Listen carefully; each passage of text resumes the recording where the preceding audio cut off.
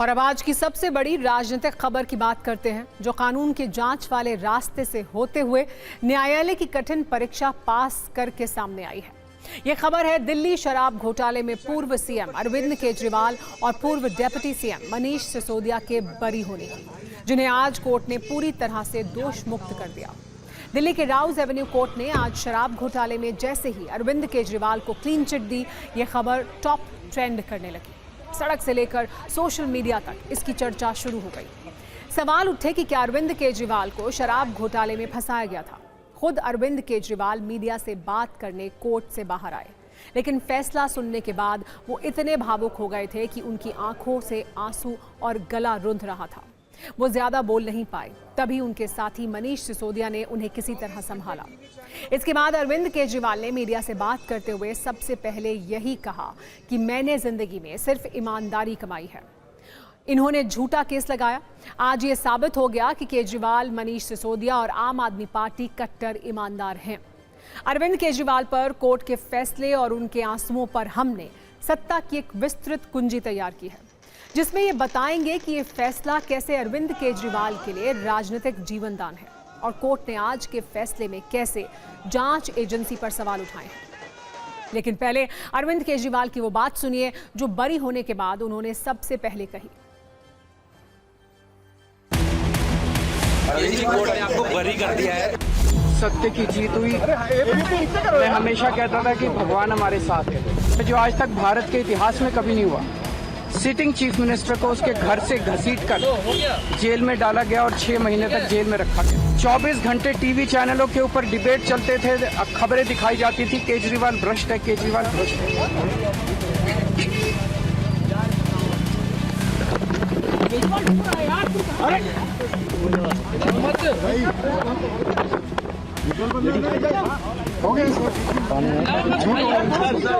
संभालिए sir, अपने आप संभालिए, हिम्मत सर, ये केजरीवाल भ्रष्ट नहीं है। मैंने केवल अपनी जिंदगी में ईमानदारी कमाई है।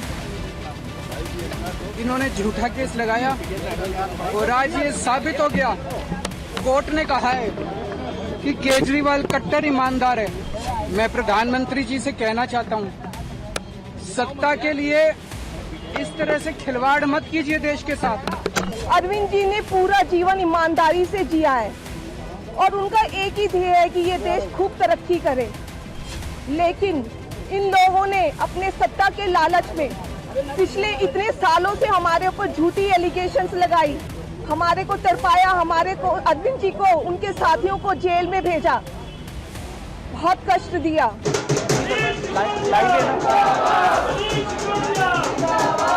आप इस देश को बर्बाद कर रहे हैं राष्ट्रीय और अंतर्राष्ट्रीय स्तर पर।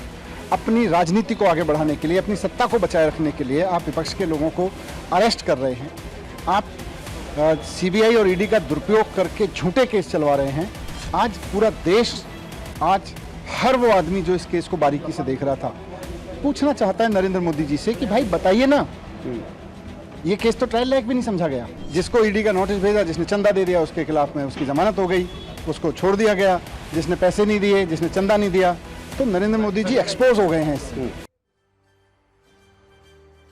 अब आते हैं कोर्ट के फैसले पर। शराब घोटाले के मामले में जब मनीष सिसोदिया और अरविंद केजरीवाल को गिरफ्तार किया गया था, तभी से आम आदमी पार्टी ये कहती आ रही थी कि उनके नेताओं को फंसाया जा रहा है। आज जब कोर्ट ने अरविंद केजरीवाल और मनीष सिसोदिया समेत सभी 23 आरोपियों को बरी किया, तो ये बात साबित भी हुई। खुद कोर्ट ने कहा कि हजारों पन्नों की चार्जशीट में कई खामियां हैं और उसमें लगाए गए आरोप किसी गवाह या बयान से साबित नहीं होते हैं। कोर्ट ने यह भी कहा कि चार्जशीट में विरोधाभास है, जो आरोपों की पूरी थ्योरी को कमजोर करते हैं। आबकारी नीति के निर्माण में कोई व्यापक साजिश या आपराधिक मंशा नहीं थी। सीबीआई ने साजिश की एक कहानी गढ़ने की कोशिश की, जो ठोस साक्ष्यों के बजाय मात्र अनुमान पर आधारित थी। इतना ही नहीं, कोर्ट ने सीबीआई के जांच अधिकारी के खिलाफ विभागीय जांच के आदेश भी दिए हैं। क्या उन्होंने जानबूझकर इस मामले में किसी को फंसाने की कोशिश की है? कोर्ट ने इस मामले में अरविंद केजरीवाल और मनीष सिसोदिया का नाम लेकर विशेष तौर पर यह कहा कि अरविंद केजरीवाल का नाम बिना किसी ठोस सबूत के जोड़ा गया। जब मामला किसी संवैधानिक पद पर बैठे व्यक्ति से जुड़ा हो, तब बिना पुख्ता सबूतों के आरोप लगाना कानून के सिद्धांतों के खिलाफ है। सिसोदिया पर कोर्ट ने कहा कि उनके शामिल होने का कोई सबूत नहीं मिला और ना ही उनके खिलाफ कोई बरामदगी हुई। कोर्ट ने मुख्य आरोपी कुलदीप को भी बरी किया और ये कहा कि उन्हें पहला आरोपी क्यों बनाया गया, जबकि उनके खिलाफ कोई ठोस सबूत नहीं था। कुल मिलाकर कोर्ट ने अरविंद केजरीवाल और मनीष सिसोदिया को न केवल बरी किया, बल्कि जांच पर सवाल भी उठाए और इस मामले को इन दोनों नेताओं को फंसाने की साजिश का मामला माना। हालांकि लोअर कोर्ट के इस फैसले के खिलाफ सीबीआई ने दिल्ली हाई कोर्ट में अपील की है, यानी मुसीबत पूरी तरह से खत्म नहीं हुई है। अरविंद केजरीवाल के खिलाफ अभी ईडी का केस जारी है, जबकि कई दूसरे मामलों में भी उनके खिलाफ जांच चल रही है। शराब घोटाले में बरी होने के बाद आज अरविंद केजरीवाल पुराने रंग में दिखे। अदालत के फैसले के करीब 5.5 घंटे के बाद उन्होंने एक प्रेस कॉन्फ्रेंस की, जिसमें उन्होंने पीएम नरेंद्र मोदी और गृह मंत्री अमित शाह पर नुकीले बाण चलाए।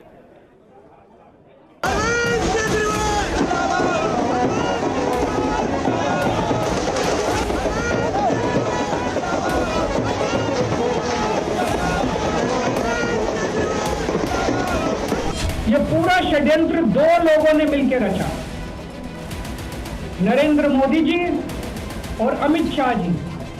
और आज उन दोनों को पूरे देश से माफी मांगनी चाहिए। मैं मोदी जी को कहना चाहता हूं, मोदी जी, आपने हमारे ऊपर इतने केस कर दिए, आपने ईडी छोड़ दी, आपने सीबीआई छोड़ दी, आपने पुलिस छोड़ दी, आपने इनकम टैक्स छोड़ दिया हमारे पीछे।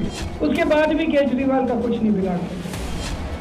अब तो एक ही तरीका बचा है मोदी जी केजरीवाल से निपटने का, केजरीवाल का कत्ल करवाना पड़ेगा, केजरीवाल की हत्या करवानी पड़ेगा। उसके अलावा केजरीवाल आपसे संभलने वाला नहीं है। प्रधानमंत्री जी, केवल सत्ता की जो प्रधानमंत्री मोदी जी की और अमित शाह जी की सत्ता की हवस है, ये उसका नतीजा है जो ये षड्यंत्र रचा गया। आज मैं चैलेंज करता हूं मोदी जी को, मोदी जी हिम्मत है दिल्ली में दोबारा चुनाव करा के दिखा दो, 10 से ज्यादा तुम्हारी सीट आ जाए, मैं राजनीति छोड़ दूंगा। तुम्हारी 10 से ज्यादा सीट आ जाए, मैं राजनीति छोड़ दूंगा। दिल्ली की जनता त्रस्त हो चुकी है तुमने। रोज ट्रंप गालियां देता है हमारे देश में। मोदी जी के हमारा प्रधानमंत्री भीगी दिल्ली बना हुआ। केजरीवाल जेल गया, रॉबर्ट वाड्रा जेल गया, संजय सिंह जेल गया, क्या राहुल गांधी जेल गया, मनीष सिसोदिया जेल गया, सोनिया गांधी जी जेल गई। किस मुंह से बात करते हैं, शर्म नहीं आती कांग्रेस को।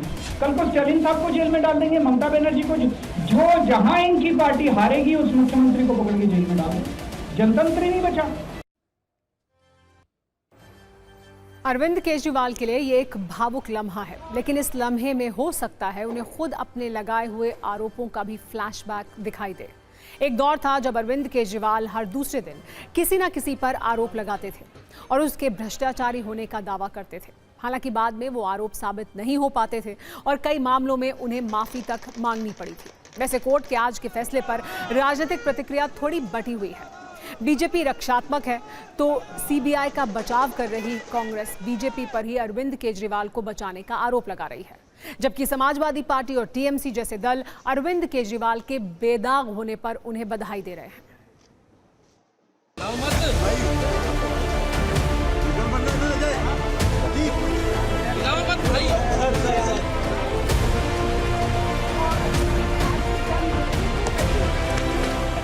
आज कोर्ट के इस आदेश ने दिखा दिया कि किस तरह से भारतीय जनता पार्टी ने, बीजेपी ने, मोदी जी ने, अमित शाह ने अरविंद केजरीवाल के खिलाफ, आम आदमी पार्टी के खिलाफ षड्यंत्र किया। एक तरफ बीजेपी का षड्यंत्र और दूसरी तरफ अरविंद केजरीवाल की कट्टर ईमानदारी और अरविंद केजरीवाल का संघर्ष। सबूतों के अभाव में उनको बरी किया है। ये बात भी सही है कि सैकड़ों की संख्या में सिम कार्ड और फोन सबूत के रूप में नष्ट किए गए थे।